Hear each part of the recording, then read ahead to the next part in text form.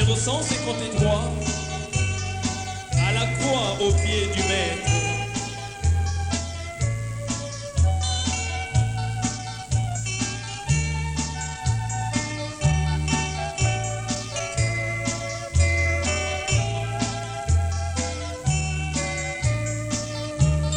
À la croix au pied du maître, à genoux, j'ai fait mon choix. Sans disciple, je veux être tout près de lui par la foi. Depuis de sa bergerie, nul ne monte de sa main. Sur les monts, dans les prairies, oui, mon bonheur est divin.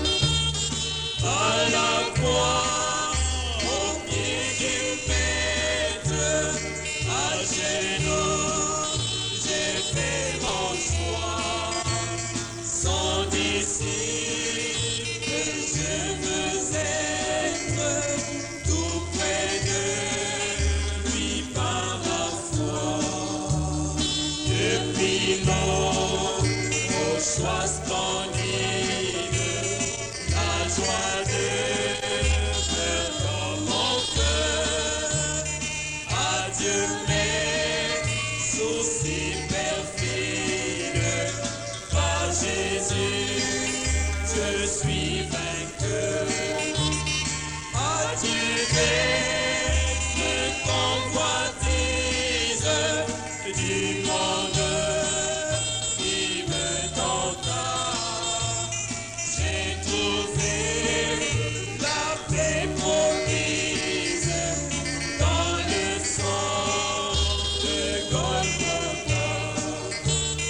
À la croix, au pied du maître, à genoux, j'ai fait mon choix.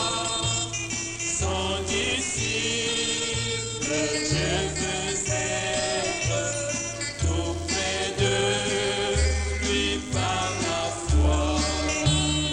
Et Thomas, à chaque tempête, j'entrerai tout droit au port, où m'attend douce patrie, le grand vainqueur de la mort. Là je chanterai sa gloire, ô toi qui m'as tant aimé. Et dans le expiatoire, pour toujours m'a racheté. À la croix, au pied du maître, à genoux, j'ai fait mon choix. Sans disciple, je veux être tout près de lui par la foi. À la croix, au pied du maître,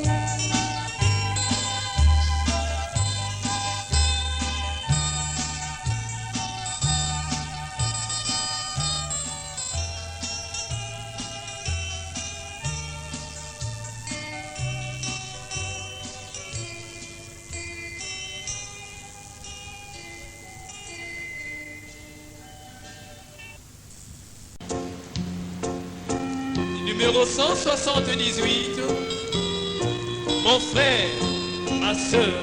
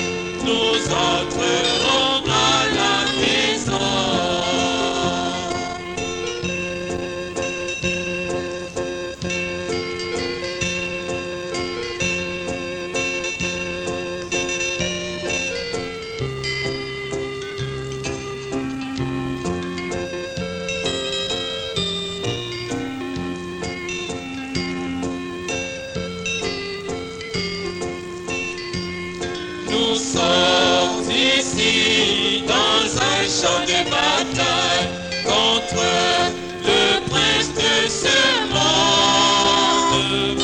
Mais un jour nous gagnerons, nous entrerons à la maison.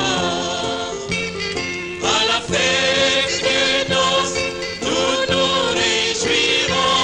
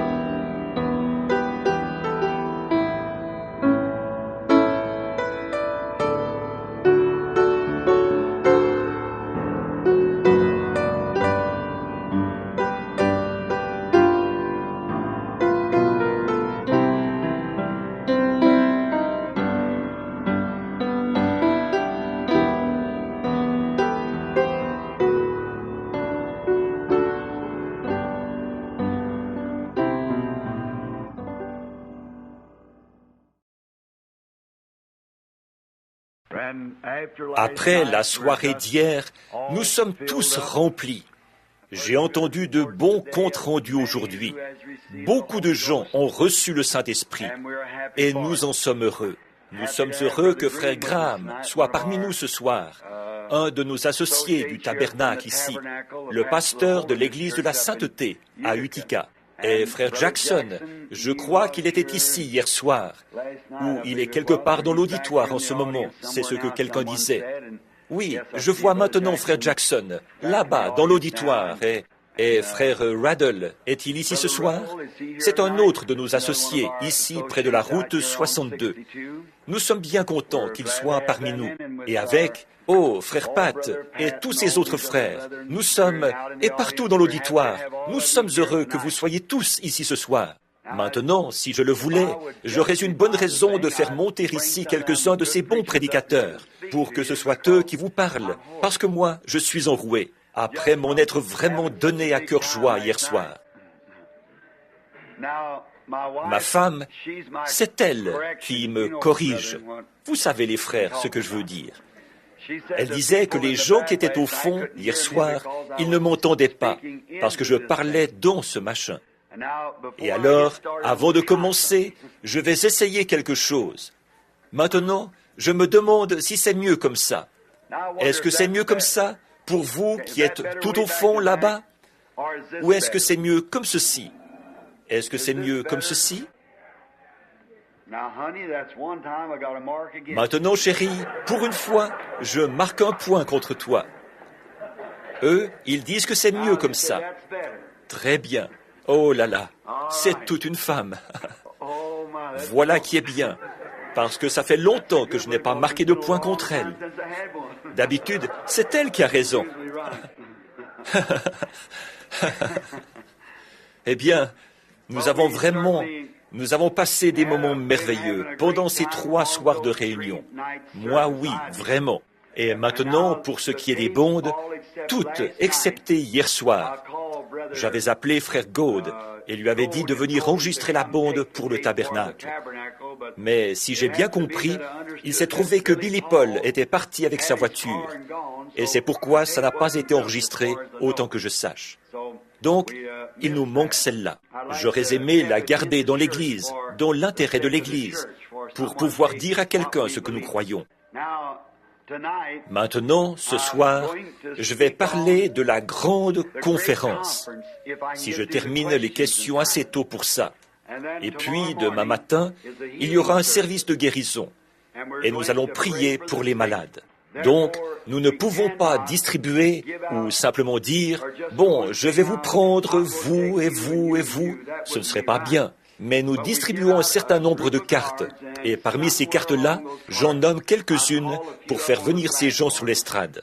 Et alors, si le Saint-Esprit commence à révéler, alors il va parcourir l'auditoire et désigner des personnes de l'auditoire pour le service de guérison.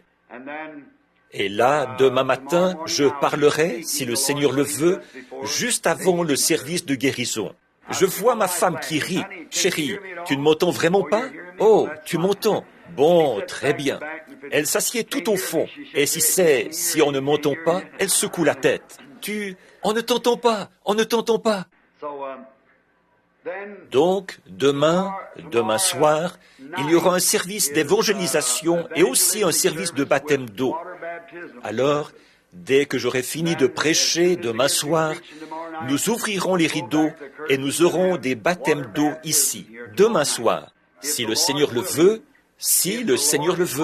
demain matin, ou demain soir, je voudrais parler sur le sujet « Un signe a été donné ».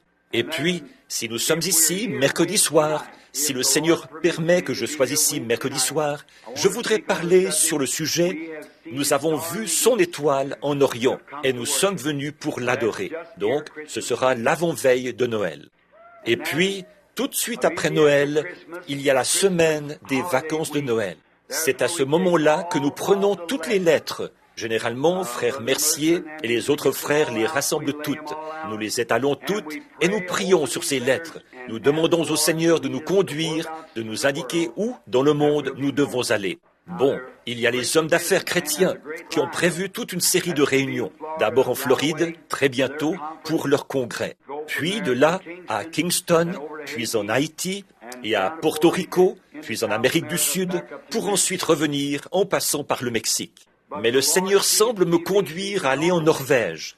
Je ne sais pas pourquoi. Vous connaissez le petit livre intitulé « Un homme envoyé de Dieu » ? C'est la plus importante publication religieuse de toute la Norvège. Pensez un peu à ce que le Seigneur a accompli là. Et quand j'étais là-bas, il m'avait interdit d'imposer les mains aux malades.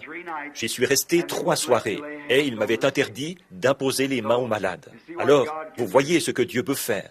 La foule était si nombreuse qu'ils ont dû faire appel à la police montée, qui, à cheval, a fait évacuer les rues pour que je puisse arriver au lieu de la réunion. Je n'ai pas imposé les mains aux malades, mais j'ai prié pour eux, et je leur ai fait imposer les mains les uns aux autres.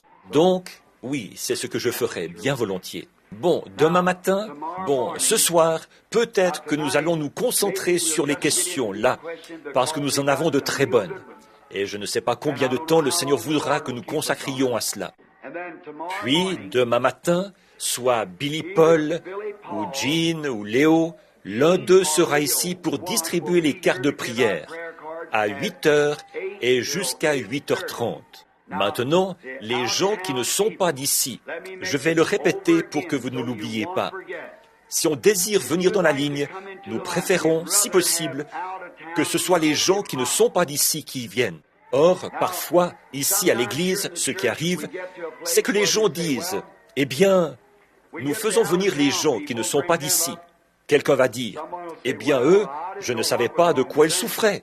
Il se peut qu'ils aient dit quelque chose de faux. » Puis on fait venir des gens d'ici. Ils disent, « Oh, eux, peut-être que vous les connaissiez. » Alors, puis ils disent, des gens ont déjà dit, « Eh bien, moi, je vais vous dire ce que c'est. C'est les cartes de prière. » Eh bien, qu'en est-il de ceux qui n'ont pas de cartes de prière, alors que, jour après jour, il y a eu... Pardon ? Que je m'éloigne du micro ? Eh bien, vous savez, le milieu de la route, c'est ce que je prêche toujours. Alors, je vais peut-être faire comme ça. Est-ce mieux ? C'est mieux. C'est très bien. Je vais vous dire ce qu'il y a. Notre système de sonorisation est très mauvais ici, très mauvais. Et en ce moment, nous ne cherchons pas à faire des améliorations parce que nous voulons procéder très prochainement à la construction du nouveau tabernacle. Et alors, nous aurons beaucoup de place, voyez, si nous arrivons à disposer d'un peu plus d'espace pour augmenter le nombre de places et être prêts pour les réunions quand nous en ferons ici. Et maintenant, souvenez-vous, demain matin, soit un des frères ou bien les 3, ils vont distribuer les cartes de 8h30 ou de 8h à 8h30. Ça permettra à tout le monde de s'installer. Et là, je parlais de ça. Comment il se fait qu'ils distribuent des cartes? De la raison pour laquelle nous le faisons, c'est pour maintenir l'ordre. Voyez, qu'est-ce qui se passerait si j'arrivais ici, comme maintenant, et que je dise, prenons cette femme-ci et cet homme-là, et cette femme-ci. Vous voyez, ça, ce serait un peu difficile, voyez. Ensuite, souvent, voici ce que j'ai fait. Et s'il n'y a pas trop de monde demain matin, je ferai peut-être encore la même chose. Je dirais, combien y a-t-il de personnes ici qui viennent de l'extérieur et qui ont quelque chose qui ne va pas? Levez-vous. Frère Mercier, tu viens à mon secours. Tu vas m'aider? Oh, il vient à son propre secours.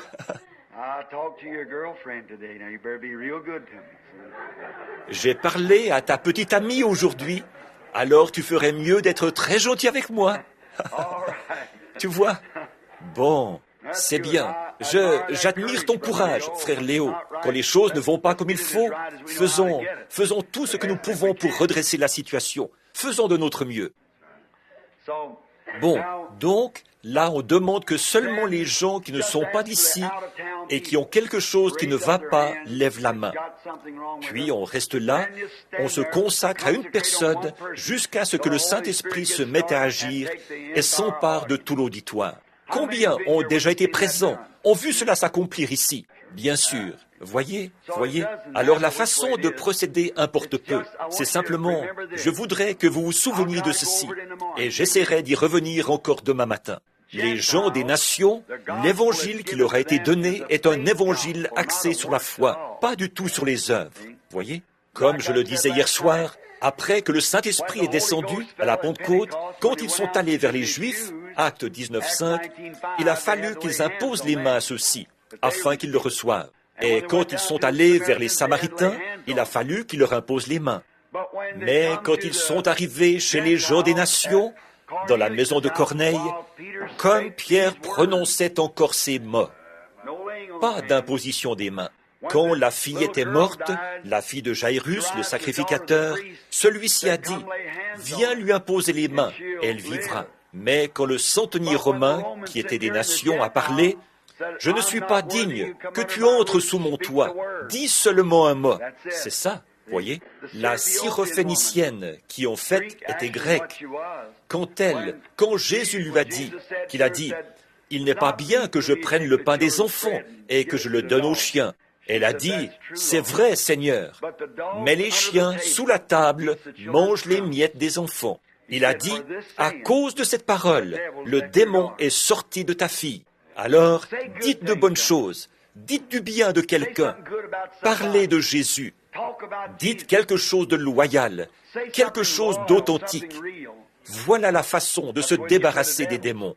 Il n'a jamais dit, il n'a jamais prié pour la fillette. Il n'a jamais dit quoi que ce soit pour sa guérison. Il a seulement dit, à cause de cette parole, à cause de cette parole. Hattie Wright, l'autre jour, elle n'avait rien demandé. Elle était simplement assise là. Mais elle a dit la chose juste. Et cela a plu au Saint-Esprit.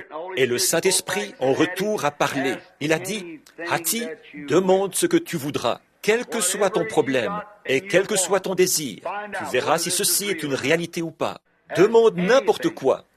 La guérison de sa jeune sœur infirme, assise là, invalide. 10 000 $ pour ne plus avoir à bêcher dans ces collines là-bas. Que la jeunesse revienne dans son pauvre corps épuisé. Ce que tu veux demander, demande-le tout de suite. S'il ne vient pas tout de suite te le donner, alors je suis un faux prophète. C'est quelque chose, n'est-ce pas? Jésus a dit, dites à cette montagne. Et vous avez entendu parler des choses qui se sont produites. Voilà le ministère dans lequel nous entrons. Nous sommes bien loin sur la route maintenant. La venue du Seigneur Jésus est pour bientôt. Et nous devons avoir la foi de l'enlèvement dans une église qui pourra être changée en un instant, en un clin d'œil, pour pouvoir partir d'ici. Sans quoi, nous ne partirons pas. Mais ne vous en faites pas, elle sera là, elle sera là. Et quand la puissance de cette église-ci augmentera, cela ramènera ses frères. Quand la puissance de cette église-là augmentera, cela ramènera ses frères à elle. La puissance de cette église-là ramènera les autres frères. Puis il y aura une résurrection générale. Nous l'attendons avec impatience. Maintenant, n'oubliez pas, les cartes de prière, ce sera demain matin à 8h jusqu'à 8h30. Et je leur ai demandé à ce moment-là, quel que soit le nombre de personnes arrivées, d'arrêter de distribuer les cartes et de retourner s'asseoir, voyez, parce que de toute façon, il est fort probable qu'à cette heure-là, ils les auront déjà toutes distribuées, ou en tout cas, le nombre que nous pourrons appeler. Les frères vont venir mélanger toutes les cartes devant vous. Puis, si vous en voulez une, et ainsi de suite, comme ça, alors, quand j'arriverai, je vais simplement, à partir du numéro que le Seigneur m'indiquera, s'il dit, n'en appelle aucune, je n'appellerai aucune des cartes, voyez, selon la directive, quelle qu'elle soit. Et de toute façon, ce ministère-là est en train de disparaître. Quelque chose de plus grand est en route. Souvenez-vous-en, chaque fois, cela a été annoncé du haut de cette estrade ou de cette chaire, et cela n'a encore jamais manqué d'arriver. Vous vous souvenez du ministère où il s'agissait de la main? Vous avez vu ce qui a été accompli par celui-là, les pensées du cœur. Vous avez vu ce qui a été accompli par celui-là. Maintenant, observez ceci. Prononcez la parole et voyez ce qui sera accompli par cela. Voyez? Je vous l'avais dit, ici, il y a des années, à l'église, je parle à ceux du tabernacle. Il y a des années, il y a 3 ou 4 ans, que quelque chose était sur le point de se matérialiser. C'est sur le point de se produire. Et voici que maintenant, ça commence à se manifester, c'est en train de prendre forme. Et nous en sommes très reconnaissants. Oh, combien nous sommes reconnaissants. Vraiment très heureux. Maintenant, nous avons des questions très difficiles ici. Et nous voulons les aborder sans tarder. Quelqu'un a regardé tous les livres que j'avais. J'ai dit, eh bien, un homme intelligent n'a besoin que d'un seul livre. Mais moi, je ne suis pas un homme intelligent. Je suis obligé d'en avoir beaucoup pour pouvoir les consulter. Bon, celui-ci est le diaglotte, celui-ci est une Bible, et celui-ci est une concordance. Alors nous allons simplement demander au Seigneur de nous aider et de nous diriger pour que nous répondions à ces questions conformément à sa volonté divine et à sa parole. Alors, maintenant, inclinons la tête un instant pour prier.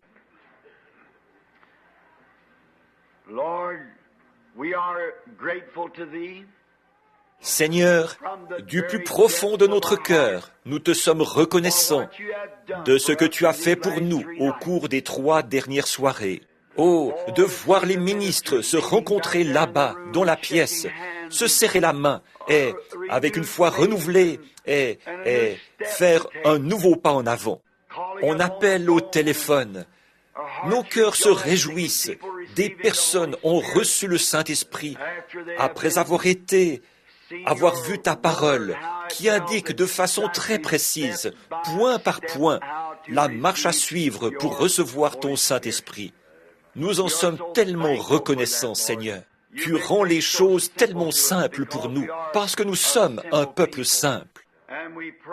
Et nous te prions, ô Dieu, de permettre que nous nous fassions toujours tout simple. En effet, c'est celui qui s'humiliera, c'est celui-là qui sera élevé. La sagesse du monde est une folie devant Dieu, et il a plu à Dieu de sauver, par la folie de la prédication, ceux qui étaient perdus. Et maintenant, Père, j'ai ici en ma possession plusieurs questions qui ont été posées par des cœurs sincères, pour qui ces choses sont une préoccupation, et de donner une réponse inexacte à l'une d'elles pourrait lancer la personne sur une mauvaise voie, de jeter une lumière fausse sur la question qui la préoccupe.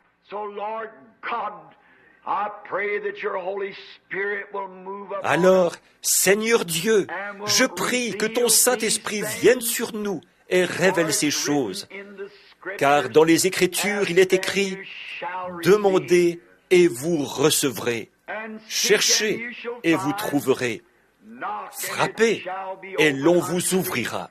Et c'est ce que nous faisons maintenant, Seigneur. Nous frappons à la porte de ta miséricorde.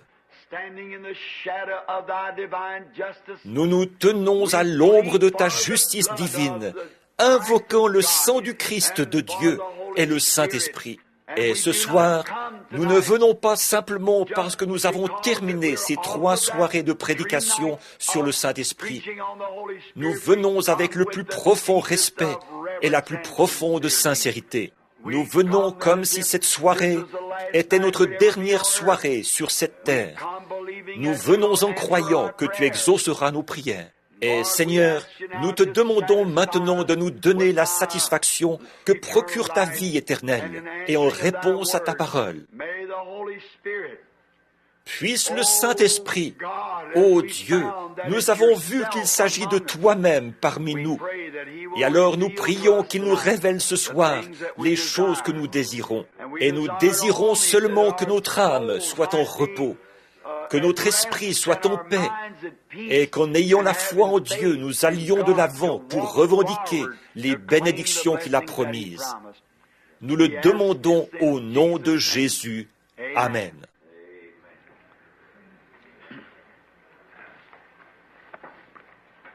Bon, j'ai toutes les questions qui m'ont été remises, sauf une.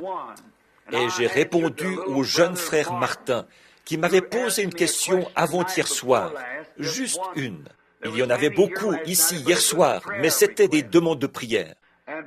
Et frère Martin, la question qu'il m'a posée, c'était sur Jean 3,16, ou Jean 3, je crois, sur « Si un homme ne naît d'eau et d'esprit, il ne peut voir le royaume ». Et il comparait ça avec une bande que j'avais envoyée sur l'Épître aux Hébreux.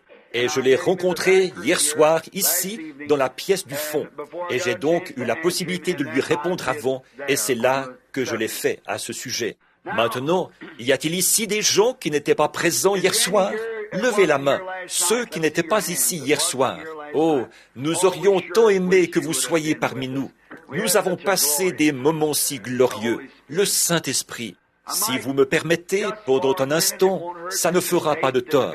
On enregistre ceci. Et si jamais un ministre ou quelqu'un n'était pas d'accord sur ce que je suis sur le point de dire maintenant, ou même sur les questions, je vous demande, frère, de ne pas trouver ça étrange, mais c'est que, souvenez-vous, cet enregistrement est fait ici, dans notre tabernacle. Nous enseignons à nos fidèles. Il y a beaucoup de ministres de différentes confessions qui sont présents. Et je voudrais aborder de nouveau ce sujet, car je vois ici ce soir quelques-uns de nos fidèles qui n'avaient pas pu entrer hier soir.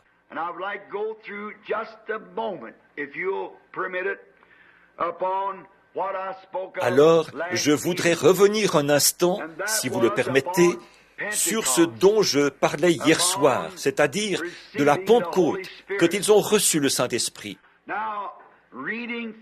Maintenant, je lis dans le Emphatic Diglot, qui est la traduction du texte grec, le passage que j'ai lu hier soir et que j'ai devant moi maintenant.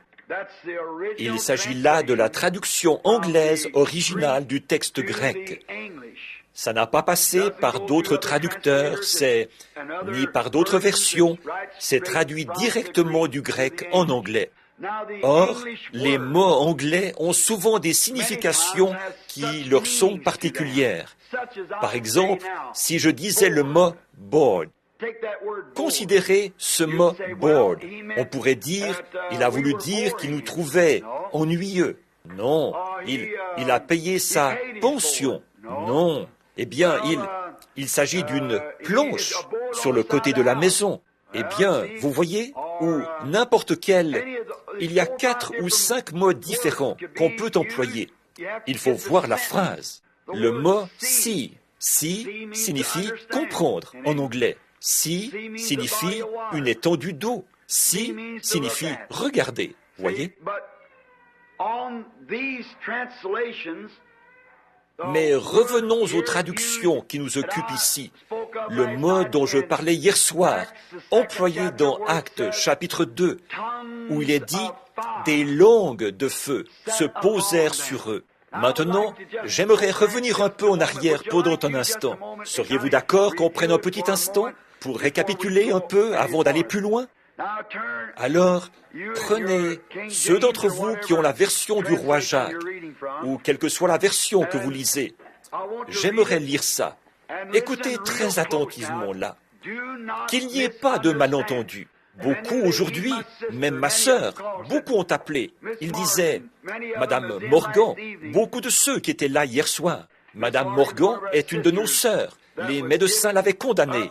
Elle est morte depuis 16 ou 17 ans, d'après la liste des cas de cancer à Louisville. Je pense qu'elle est de nouveau ici ce soir. Elle a dit qu'elle n'entendait pas, parce que je parlais directement dans le microphone. Alors, pour ces personnes-là, je tiens à revenir là-dessus pendant un instant. Maintenant, je lis ce passage de l'Écriture d'Actes 2.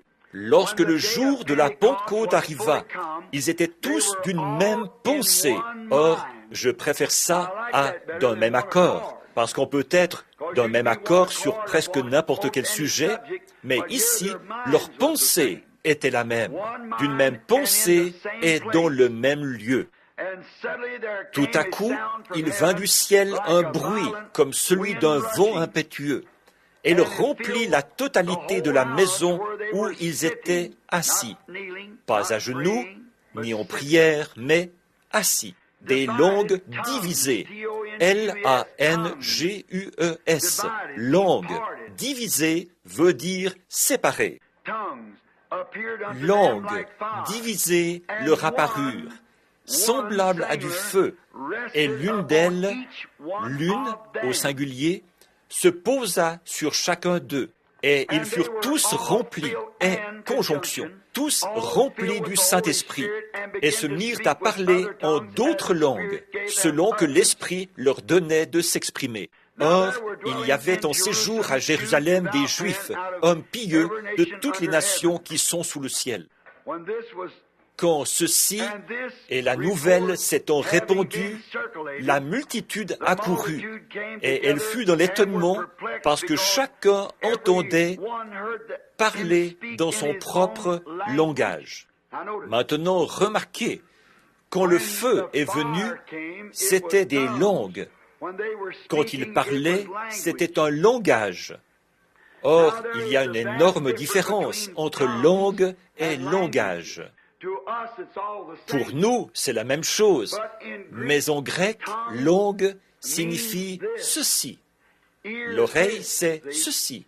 Voyez, ça ne signifie pas un langage, ça signifie la partie de votre corps qui est une langue. Si vous remarquez, c'est traduit par langue de feu, ce qui signifie semblable à des langues, comme une flamme de feu, une longue flamme de feu. Or, remarquez sur quoi l'accent est mis, et ces points-là, chacun d'eux, maintenant, ne les oubliez pas. Maintenant, nous allons faire un petit récit imagé ce soir, et je vous laisserai le soin d'en juger.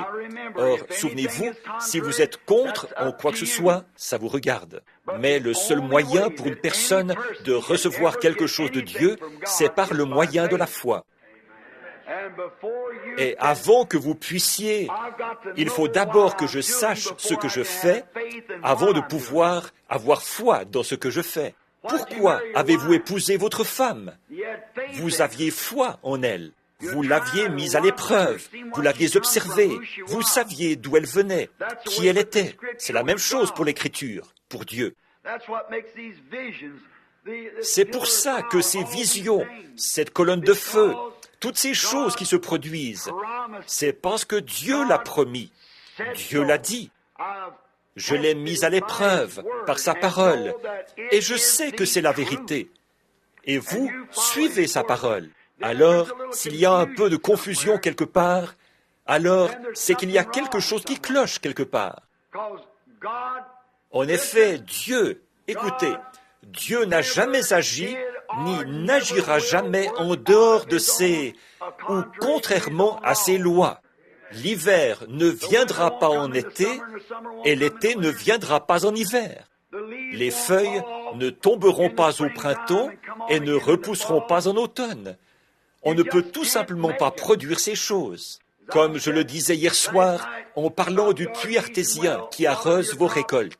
Ou alors, si vous êtes debout au milieu d'un champ par une nuit noire, et que vous disiez « Oh, toi, grande électricité, je sais que tu existes dans ce champ. Maintenant, je me suis égaré, je ne sais pas où je vais. Donne de la lumière pour que je puisse voir où je marche. Il y a assez d'électricité pour éclairer le champ. » C'est vrai, oui, monsieur. Il y a assez d'électricité dans cette pièce pour l'éclairer, même sans ses lumières. Mais vous devez la maîtriser. Vous pourriez hurler jusqu'à épuisement là, sans que jamais elle n'éclaire. Mais si vous agissez selon les lois de l'électricité, alors vous aurez de la lumière. Eh bien, avec Dieu, c'est la même chose. Dieu est le grand créateur des cieux et de la terre, le même hier, aujourd'hui et éternellement. Il est toujours Dieu. Mais il agira seulement dans la mesure où vous suivrez ses lois et ses instructions. Mes amis, je peux dire ceci, jamais je ne l'ai vu faillir et ça ne faillira jamais. Maintenant, remarquons, Jésus dans Luc 24, 49 avait donné une directive aux apôtres après qu'ils avaient été sauvés et sanctifiés, selon la parole. Justifiés en ayant cru au Seigneur Jésus, sanctifiés, dans Jean 17, 17, quand Jésus a dit « Sanctifie-les, Père, par la vérité, ta parole est la vérité. » Et il était la parole. Bon, il leur avait donné le pouvoir de guérir les malades, de chasser les démons, de ressusciter les morts, et ils sont revenus tout joyeux, et leur nom était écrit dans le livre de vie de l'agneau. Or, vous vous souvenez que nous avons étudié ça, mais ils n'étaient pas encore convertis. La nuit de sa crucifixion, Jésus a dit à Pierre, « Après que tu seras converti, affermis tes frères. » C'est le Saint-Esprit qui, vous croyez en vue de la vie éternelle. Mais quand le Saint-Esprit vient, c'est lui qui est la vie éternelle. Vous croyez en vue de. À la sanctification, vous êtes engendrés par l'Esprit, mais vous n'êtes pas nés de l'Esprit. Tant que le Saint-Esprit n'est pas entré en vous, c'est exact. Le bébé a de la vie dans le sein de sa mère. Ses petits muscles frémissent. C'est une vie. Mais quand le souffle de vie est insufflé dans ses narines, cette vie-là est différente. Elle est différente. Voilà ce que c'est. C'est mon cher frère méthodiste, pèlerin de la sainteté et nazaréen. Le baptême du Saint-Esprit est différent de la sanctification.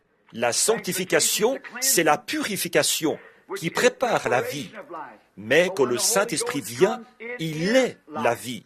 La préparation, c'est purifier le vase. Le Saint-Esprit, c'est remplir le vase. La sanctification signifie être nettoyé et mis à part pour le service. Le Saint-Esprit, c'est de le mettre en service. C'est vous, le vase que Dieu a nettoyé. Nous voyons que le Saint-Esprit, c'est Dieu lui-même en vous. Dieu était au-dessus de vous dans la colonne de feu qui accompagnait Moïse. Dieu était avec vous en Jésus-Christ. Maintenant, Dieu est en vous par le Saint-Esprit. Non pas trois dieux, mais un seul Dieu dans l'exercice de trois fonctions. Dieu qui condescend, qui descend, alors qu'il avait été au-dessus de l'homme. Celui-ci ne pouvait pas le toucher parce qu'il avait péché dans le jardin d'Éden et s'était séparé de sa communion avec lui. Alors, qu'est-il arrivé ? Il fallait qu'il soit au-dessus de lui. Il ne pouvait pas, par le sang des taureaux et des boucs, entrer de nouveau en communion avec l'homme. Mais les lois et les ordonnances préfiguraient ce temps qui allait venir, l'offrande de bœufs et autres, de brebis.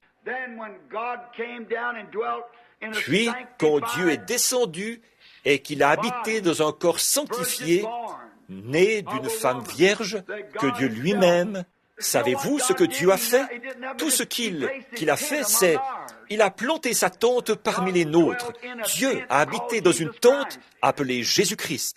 Il a simplement dressé sa tente parmi nous. Il est devenu, je vais prêcher là-dessus demain matin, alors je ferai mieux de ne pas aller plus loin. Donc, Dieu qui a campé ou demeuré avec nous, et maintenant Dieu est en nous. Jésus a dit dans Jean 14, « En ce jour-là, vous connaîtrez que je suis dans le Père, que le Père est en moi, que je suis en vous et que vous êtes en moi. » Dieu en nous. Dans quel but? D'exécuter son plan.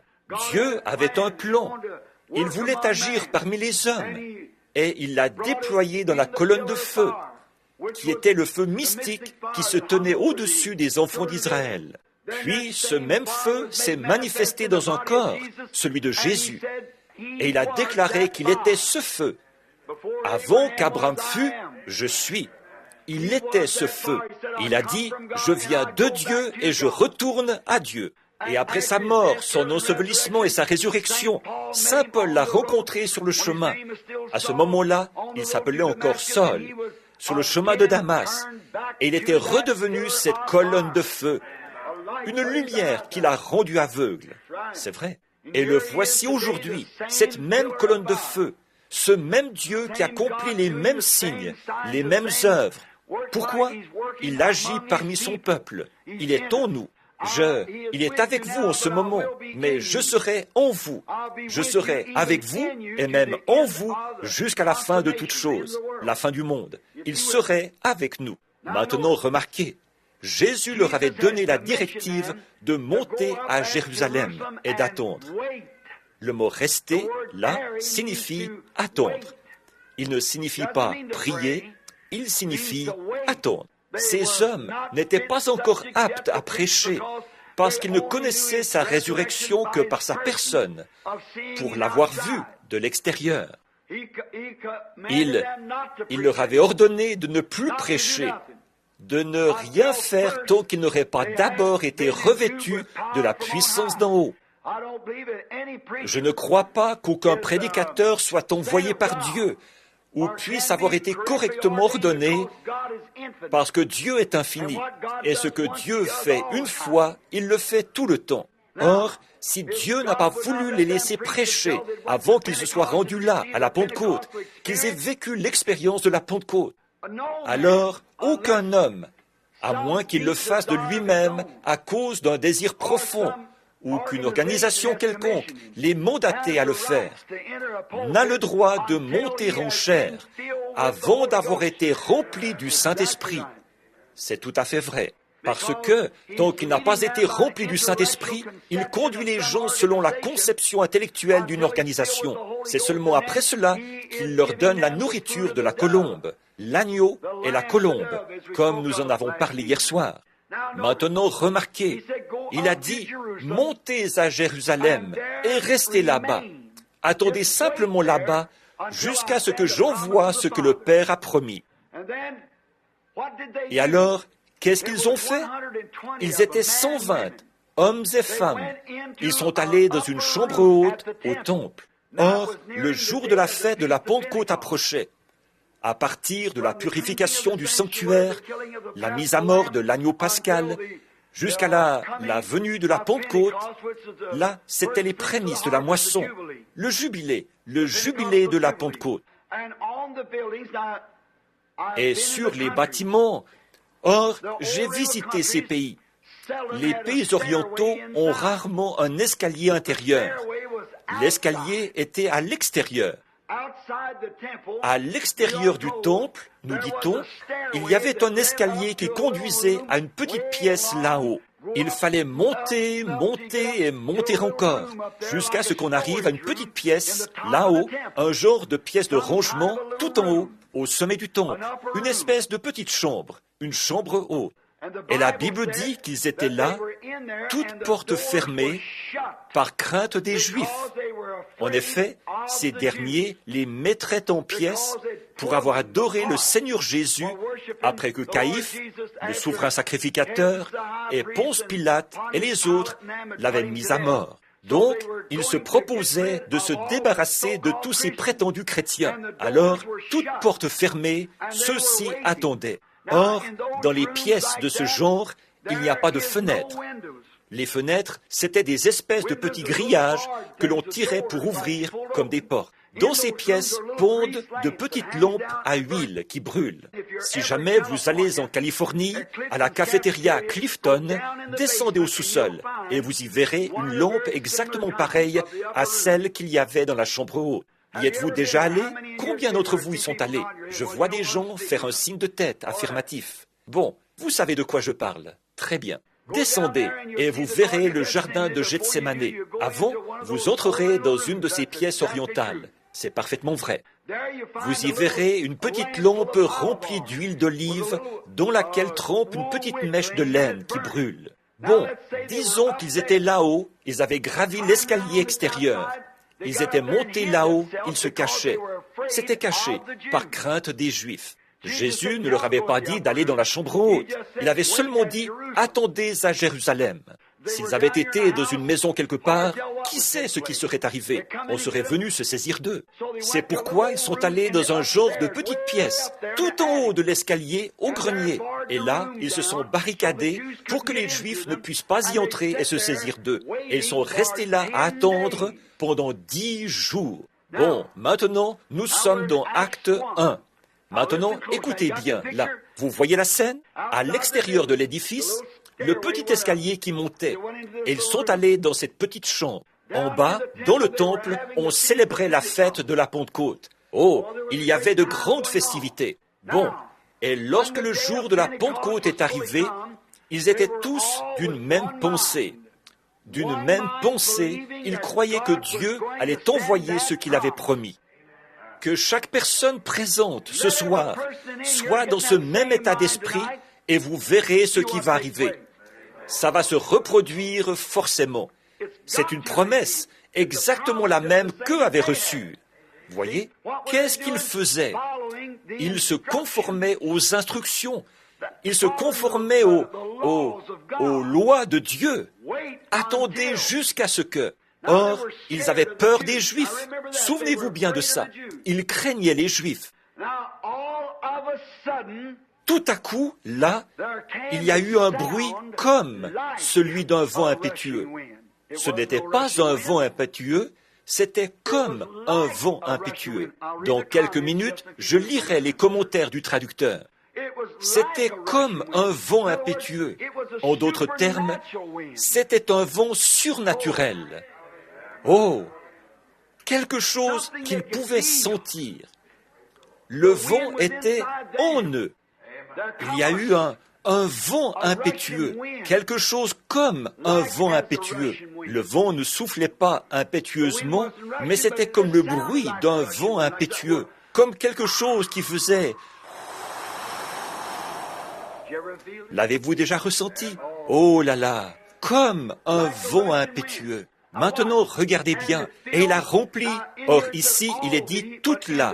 Mais dans le texte grec, il est dit la totalité. T majuscule, O-T-A-L-I-T-E, accent aigu. La totalité de la maison. Tout ce qu'il y avait à l'intérieur, partout. Chaque fente, chaque coin, chaque fissure semblait en être rempli. Pas question de dire, « Hé, les frères, ressentez-vous ce que je ressens ?» Non, c'était partout, comme un vent impétueux. Maintenant, regardez bien.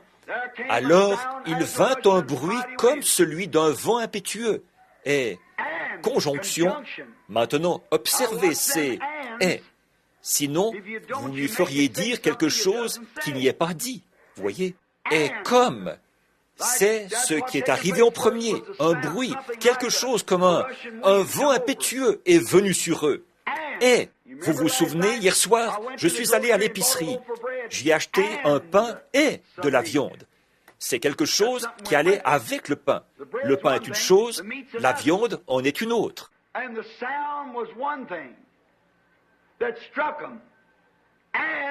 Et le bruit était une chose qui les a frappés. Et il leur a apparu, devant eux, des langues divisées. Est-ce que quelqu'un ici a déjà vu les 10 commandements de Cécile DeMille? Avez-vous remarqué le moment où les commandements ont été écrits? Comment il a pu saisir ça? Moi, je n'en savais rien. Il y a 2 ou 3 choses que j'ai vues là-dedans que j'ai vraiment aimées. La première, c'est cette lumière couleur émeraude. Ça ressemble tout à fait à ça, voyez? Une autre chose, c'est quand le commandement a été écrit. Après ça, avez-vous remarqué les petites flammes de feu qui fusaient de cette grande colonne de feu, qui fusaient de là? Avez-vous remarqué ça? Maintenant, je pense que c'est ce qui est arrivé à la Pentecôte. Il leur apparut, donc ils pouvaient voir cela. Il n'est pas dit, il tomba en eux. Mais il leur apparut de petites flammes, comme on pourrait les appeler, des langues, semblables à des langues, comme cette langue-ci, en forme de langue, de petites flammes de feu. Maintenant, l'oreille, comme je le disais, l'oreille, c'est l'oreille. Le doigt, c'est le doigt. Le doigt, ça ne veut pas dire que vous l'avez ressenti. Ça veut dire que ça ressemblait à un doigt. Et si c'était une oreille, ça ne veut pas dire qu'il l'entendait. Ça ressemblait à une oreille. Ceci, c'était du feu qui ressemblait à une langue. Ce n'était pas quelqu'un qui parlait. C'était un feu qui ressemblait à une langue. Maintenant, écoutez, observez comment le texte grec le mentionne ici. Tout à coup, il vint un bruit, comme celui d'un vent impétueux. Le verset 3. Et des langues divisées leur apparurent. Non pas que des langues divisées aient été en eux, ou qu'ils aient parlé en langue divisée, c'était des langues divisées qui leur sont apparues. Maintenant, regardez bien, elles ne sont pas encore sur eux, elles sont dans la pièce. C'est comme si elles tourbillonnaient dans ce vent. Semblables à des langues de feu leur apparurent, divisées, c'est-à-dire devant eux, semblables à du feu, des langues semblables à du feu. Et l'une d'elles, au singulier, se posa sur chacun d'eux, non pas entra en eux, mais se posa sur eux. Maintenant, voyez-vous comme la version du roi Jacques le rend mal? Et des langues séparées vinrent sur eux ou se posèrent. Comment est-ce dit là dans la version du roi Jacques? S'assirent sur eux. Voyez? Or, elles n'ont pas pu monter là et s'asseoir. Ça, nous le savons. Mais le texte original dit, elles se posèrent sur eux. Je crois, c'est ça, n'est-ce pas? Laissez-moi répéter ça exactement. Oui, se posa sur chacun d'eux. Une langue de feu se posa sur chacun d'eux. Vous voyez, là, vous saisissez? C'est ce qui est arrivé en second lieu. D'abord, il y a eu un vent, puis des langues de feu sont apparues. Ça s'est passé dans cette petite pièce où brûlaient ces petites lampes à huile. Imaginez-les assis là-haut. Et l'un d'eux dit, « Oh, il promenait ses regards partout dans le bâtiment. » C'était partout dans le bâtiment. Puis ils ont dit, « Regardez, des langues de feu se sont mises à tournoyer dans le bâtiment. Maintenant, regardez bien. » Et ces langues de feu apparues. Maintenant, regardez bien ce qui vient ensuite.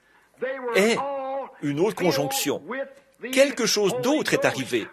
Ils furent tous remplis du Saint-Esprit. La deuxième chose qui est arrivée. Maintenant, vous voyez, on voudrait changer tout ça et dire, ils avaient des langues de feu et ils se sont mis à baragouiner quelque chose, puis ils sont sortis et ils se sont mis à parler dans une langue inconnue. Il n'est rien dit de semblable dans les Écritures, mon ami. Quiconque parle dans une langue inconnue au moment où il reçoit le Saint-Esprit agit alors de façon contraire à la Bible. Je vais vous le montrer dans quelques minutes et vous le prouver. Parler dans des langues inconnues, j'y crois, mais ce n'est pas recevoir le Saint-Esprit. C'est un don du Saint-Esprit. Le Saint-Esprit, c'est un esprit. Maintenant, regardez bien. Ces langues étaient dans la pièce, elles étaient semblables à du feu, et elles se sont posées sur chacun d'eux. Puis, ils ont été remplis du Saint-Esprit. La deuxième chose. Et alors, après qu'ils ont été remplis du Saint-Esprit, ils ont parlé en langue. Non pas en langue, mais en langage. Avez-vous remarqué ça? Ils se sont mis à parler en d'autres langages selon que l'Esprit leur donnait de s'exprimer. Et le bruit de ceci se répandit. Maintenant, regardez bien. Maintenant, représentons-nous de nouveau la scène pour que vous ne l'oubliez pas. Là, selon l'Écriture, pendant qu'ils attendaient dans la chambre haute, tout à coup, il y a eu un bruit semblable à un vent impétueux qui est venu sur eux. C'était le Saint-Esprit. Combien croient que c'était l'apparition du Saint-Esprit, semblable à un vent surnaturel?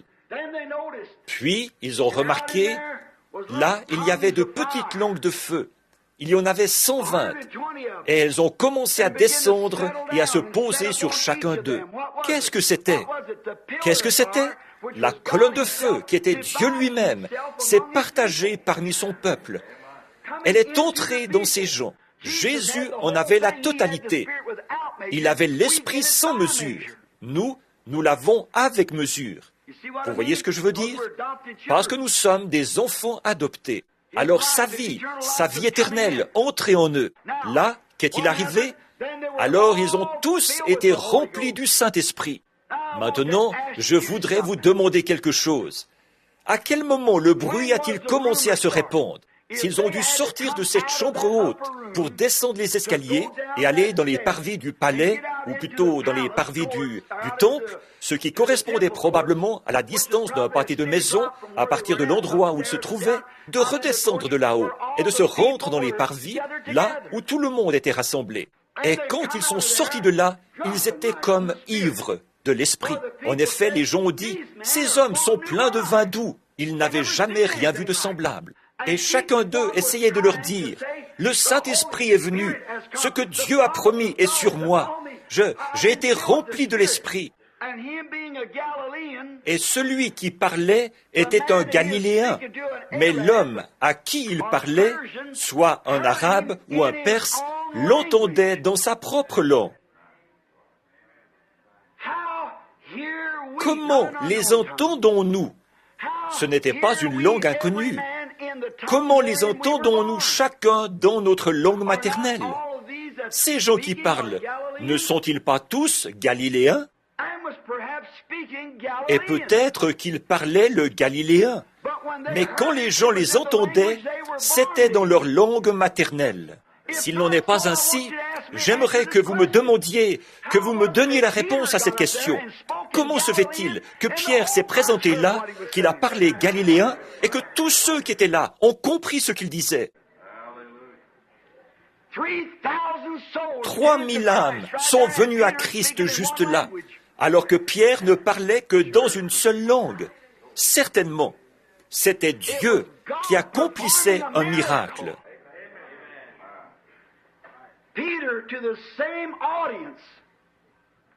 Pierre était devant un même auditoire, composé d'habitants de Mésopotamie, d'étrangers, de prosélytes et de toutes sortes de gens venus du monde entier. Et Pierre s'est tenu là et a prêché dans une seule langue, et tout le monde l'a entendu, puisque 3000 personnes se sont repenties et se sont tout de suite fait baptiser au nom de Jésus-Christ. Comment ça? Vous voyez, mes amis, je ne m'attends pas à ce que mes frères dénominationnels pentecôtistes acceptent ça d'emblée. Mais suivez ça d'un bout à l'autre de la Bible et indiquez-moi une seule fois où ils aient reçu le Saint-Esprit et parlé dans une langue sans qu'ils aient su dans quelle langue ils parlaient. Et si c'est de cette manière-là qu'ils l'ont reçu là, le Dieu souverain, il faut que ça se passe de la même manière chaque fois. Maintenant, je ne peux pas... Or, chez Corneille, souvenons-nous qu'hier soir, quand nous sommes descendus en Samarie, nous avons vu qu'il n'est aucunement fait mention là que les gens les entendaient dans aucune autre langue. Il n'est rien dit à ce sujet. Par contre, quand ils sont allés chez Corneille, où il y avait des gens de 3 nationalités différentes, ils ont parlé en langue. Et quand ils l'ont fait, s'ils l'ont fait, ils l'ont reçu, comme Pierre l'a dit, de la même manière qu'eux l'avaient reçu au commencement. Et ils ont reconnu que les nations avaient reçu la grâce de Dieu parce qu'ils avaient reçu le Saint-Esprit exactement de la même manière qu'eux au commencement. J'aurai une question là-dessus ici, dans quelques minutes. Je tenais à poser la base pour que vous voyiez ce qu'il en est. Maintenant, je ne peux pas m'attendre à ce que les personnes qui ont reçu un enseignement différent... Et maintenant, écoutez-moi, mes chers et précieux frères pentecôtistes, je n'enseignerai pas ça à l'extérieur. Ici, je ne voudrais rien faire qui puisse provoquer une controverse. Mais si nous ne recevons pas la vérité, quand allons-nous nous mettre en marche? Il faut que quelque chose se produise ici pour nous mettre dans la bonne voie. Il nous faut recevoir ici la grâce de l'enlèvement. La vérité doit être proclamée. Que ferait un homme s'il était sourd et muet, qu'il ne parlait pas du tout? Est-ce qu'il pourrait recevoir le Saint-Esprit? Et si, d'abord, il n'avait pas de langue, le pauvre, et qu'il désirait être sauvé? Voyez? Le Saint-Esprit, c'est un baptême. Puis tous ces dons, tels que le parler en langue, l'interprétation des langues, ils viennent après que vous êtes entrés dans le corps par le baptême du Saint-Esprit, car ces dons se trouvent dans le corps de Christ. Maintenant, la raison pour laquelle je dis... Maintenant, écoutez, peut-on s'attendre à ce que l'Église catholique, qui a été la première Église organisée dans le monde, après les apôtres... D'ailleurs, l'Église catholique a été organisée, plusieurs centaines d'années après la mort du dernier apôtre, quelques 600 ans après les apôtres, pas longtemps après le concile de Nicée, quand les pères de Nicée se sont réunis et l'ont organisé. Alors, ils ont établi l'Église universelle qui était l'Église catholique. C'est là qu'ils ont établi une Église mondiale. Le mot catholique signifie universel, c'est-à-dire qui est partout. La romaine, la Rome païenne est devenue la Rome papale. Ils ont établi un pape à sa tête, lequel devait prendre la place de Pierre, parce qu'il pensait et déclarait que c'était à lui que Jésus avait remis les clés du royaume. De plus, ce pape était infaillible, et il l'est encore aujourd'hui pour l'Église catholique. Sa parole fait loi. Il est le pape infaillible. C'est ce qui a été accepté. Et alors ceux qui refusaient d'accepter cette doctrine catholique, alors on les mettait à mort, on les brûlait sur le bûcher et tout le reste. Nous sommes tous au courant de ça, grâce aux écrits sacrés de Joseph, au livre des martyrs de Fox et à beaucoup d'autres écrits sacrés. Les 2 Babylone d'Hislop et les grands récits historiques. Et là, après une période de 1500 ans, comme nous le savons, l'âge des ténèbres, où la Bible avait été enlevée aux gens, et elle avait été cachée par un petit moine et tout. C'est ce qu'on nous dit.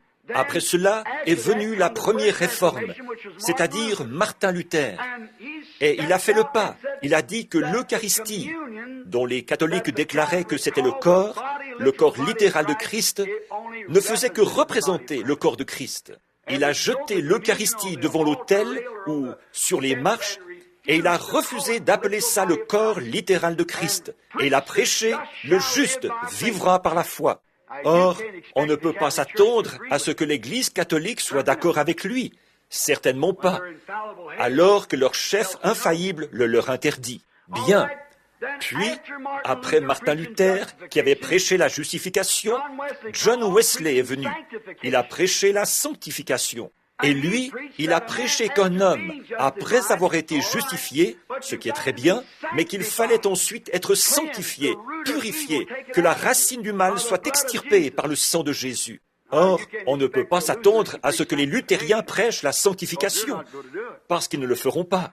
Après que Wesley a prêché la sanctification, beaucoup de petits groupes se sont formés à partir de là. Entre autres, les méthodistes wesleyens, les nazaréens et ainsi de suite, qui ont entretenu la flamme tout au long de leur âge. Et puis après, le pentecôtisme est arrivé.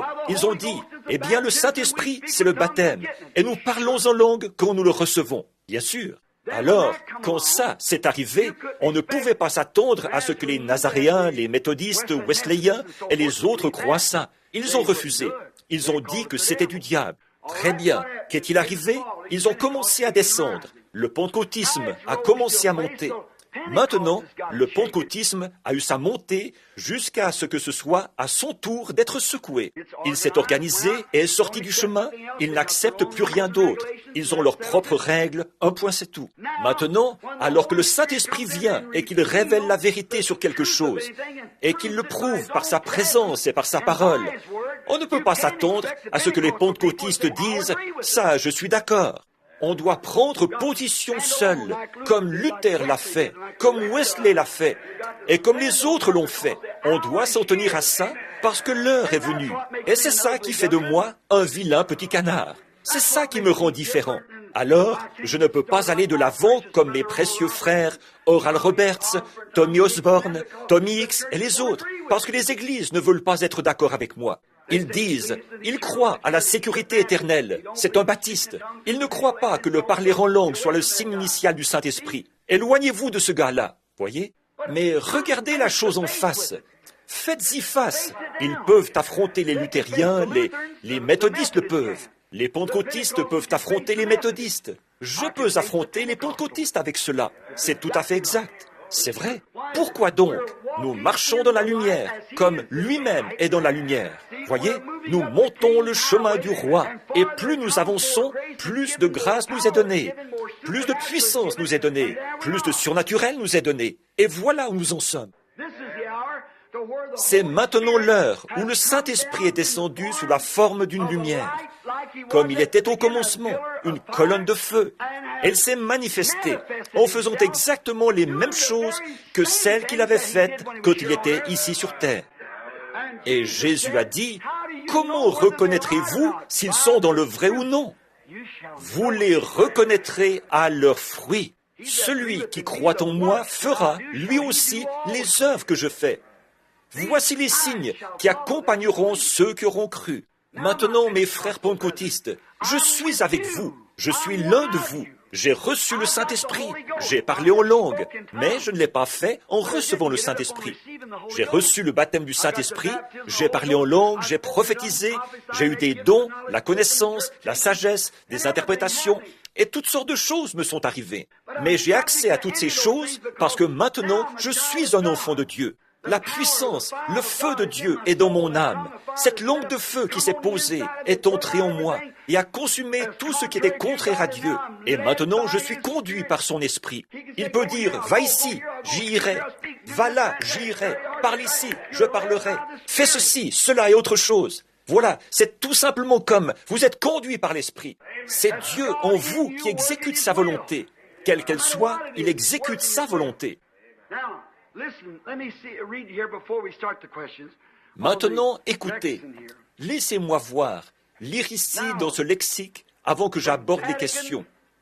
Bon, c'est tiré de la traduction du Vatican, volume 7, 190, 1205.